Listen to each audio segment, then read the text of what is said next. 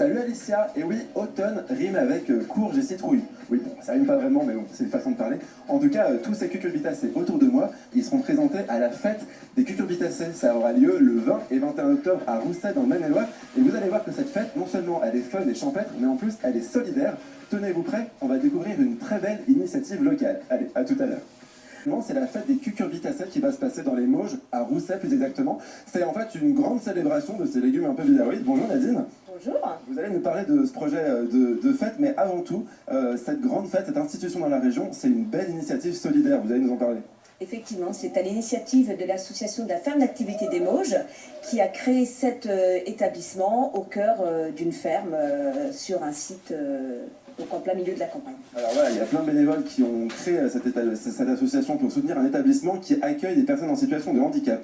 Oui, nous accueillons 39 personnes qui sont hébergées à l'année ou en accueil de jour et nous les accompagnons sur les actes du quotidien, autour du repas, autour des toilettes et puis aussi au travers d'activités diversifiées que peuvent être des activités sportives, de judo, de randonnée, de piscine ou créatrices autour des activités de peinture, l'atelier bois par exemple et puis aussi les activités de sophrologie, de relaxation pour leur permettre de se poser. Donc chacun s'inscrit en fonction de ses souhaits. Et vu que vous êtes dans une ferme, on le voit derrière nous, hein, il y a plein d'animaux et ça fait partie des activités aussi, s'occuper des ânes, des poneys, des chèvres. Voilà, effectivement, ce sont les activités du matin ou de l'après-midi et ça permet de développer la relation à l'animal, le toucher, prendre soin, voir les naissances et tout le cycle de la vie. Vous voyez vraiment un impact de la médiation animale sur le bien-être des résidents ?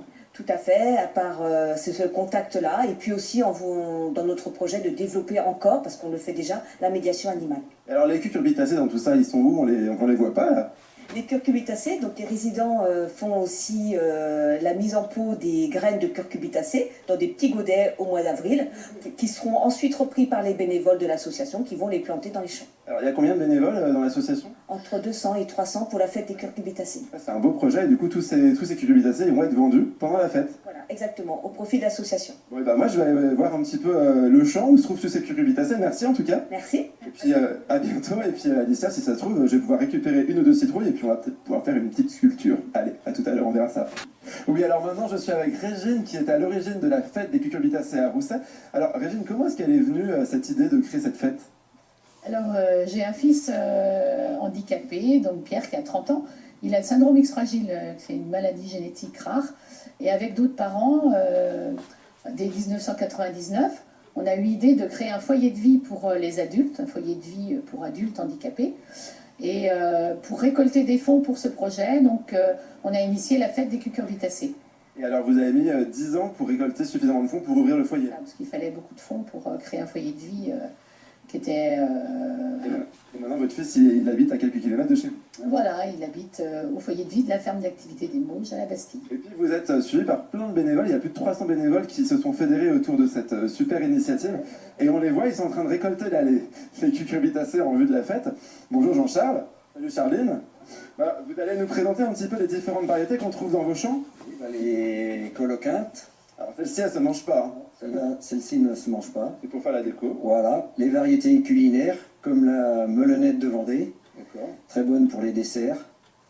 Okay. C'est quoi la grande là? La grande, c'est la langue de Nice. Okay. Idéale aussi pour les soupes. Ça a l'air lourd. C'est un peu la butternut. Il y a la traditionnelle citrouille d'Halloween. La citrouille d'Halloween, bien sûr, traditionnelle. Alors j'imagine qu'elles sont toutes cultivées en bio? Oui, sans aucun produit, oui. Il y a combien de variétés au total? 160 variétés, voilà, oui. C'est facile à cultiver ces citrouilles chez soi ou ces courges en général? Alors il faut du terrain, forcément, beaucoup d'eau et des nutriments type fumier ou compost par exemple. Il y en a une qui est un peu bizarre ici, celle-là. C'est quoi ça? C'est une courgette? Non, c'est une lagénaria, une pèlerine. Lagénaria pèlerine? Voilà, une pèlerine qui sert pour nos artistes qui seront présents à la fête des cucurbitacées. Ils vont en faire de la déco. Voilà, des lampes, l'art cucurbital. L'art cucurbital? Voilà. Ça me donne pas forcément envie de faire de l'art parce que j'arriverai pas. Ça me donne envie de faire une soupe. Mais surtout, on pourrait peut-être essayer d'aller la creuser cette citrouille. Carrément. Ouais, bah allez hop, le temps de trouver des outils. Et puis on va y aller. Alicia, regarde, on dirait un peu un visage, tu trouves pas? Moi, ça me fait penser à quelqu'un. Le champion du monde de sculpture sur légumes. Et vu qu'il n'est pas encore arrivé, avec Charline, on a décidé de faire un petit tuto, la sculpture sur légumes pour les nuls et par les nuls. Hein, tu m'en veux pas si je dis ça, Charline? Non, parce que c'est vraiment ce qu'on est là, je pense. Alors, pas tout à fait, parce que vous, Régine, vous êtes la créatrice de l'association ici, et vous avez fait cette citrouille, donc quand même, vous êtes un peu l'experte, on dirait. À peine experte, hein, mais je m'amuse moi aussi. Hein. Alors justement, qu'est-ce qu'on peut apprendre quand on fait un atelier de sculpture de légumes ici? On apprend à utiliser les éléments de la nature et à faire fonctionner son imaginaire. Alors vous avez amené plein d'éléments, il y a plein de variétés de citrouilles et de cucurbitacées, mais plein de petits éléments que vous avez trouvés dans la nature, vous nous les montrez? Voilà, donc des petites pommes, voilà, Pour qu'on faire les yeux. peut utiliser pour faire les yeux, par exemple, si ça veut bien venir. Ça fait un peu des yeux globuleux là. Voilà, donc c'est un petit peu E.T., voilà, avec un gros œil. D'accord, et j'imagine que les enfants, ils en raffolent de cette activité. Voilà, ils font fonctionner leur créativité, donc ça c'est... On peut mettre un peu de laine, un peu de ruban. On peut mettre du ruban, on peut mettre du branchage, du feuillage, des noix, n'importe. Justement, Charline, tu te débrouilles bien, alors toi, tu as choisi de mettre des citrouilles, des tomates, je vais y arriver. Des tomates et des feuilles pour faire les yeux et pour lui faire une petite coiffure Très, très glamour, très chic. très glamour et chic.